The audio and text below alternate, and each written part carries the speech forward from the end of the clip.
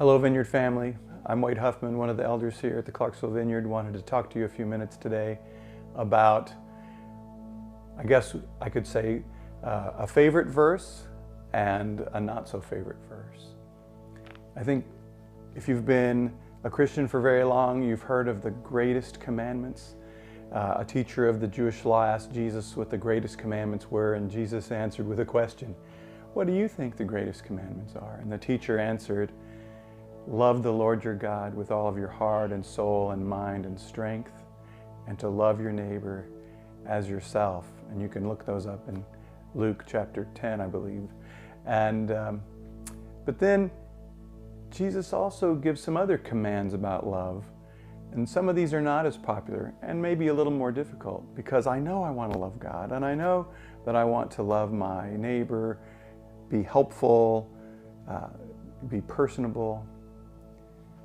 In Matthew chapter 5, though, in his Sermon on the Mount, Jesus says in verse 43, "You've heard that it was said, you shall love your enemy. You shall love your neighbor and hate your enemy. But I say to you, love your enemies and pray for those who persecute you, so that you may be sons of your Father who is in heaven. For he makes his sun to rise on the evil and on the good, and sends rain on the just and on the unjust. For if you love those who love you, what reward do you have? Do not even the tax collectors do the same? And if you greet only your brothers, what more are you doing than others? Do not even the Gentiles do this? You therefore must be perfect, as your heavenly Father is perfect." But what do we say to that? We like to say, nobody's perfect. How can I possibly do that? That's a nice ideal that Jesus puts out. It's not really for me. But you got to know that the word perfect there in the Greek has a meaning of completeness. We want to be complete in our walk with God and our service with God. And that involves loving those who we consider enemies. Now, it's easy to identify your enemy in a war. He's the guy who's shooting at you, right? But really, I think in our society, particularly, an enemy is anyone who you fear or they fear you because they see you as a threat to either their ideas or positions or their livelihood or their prosperity. Sometimes our enemies are merely those who disagree with us. You can probably think right now of some people you strongly disagree with. For the sake of our discussion, let's say they're your enemies. I want to read a quote to you from a guy named Gavin Ortland, who says, "Theological zeal must be subjected to the test of love. Not all zeal is from God.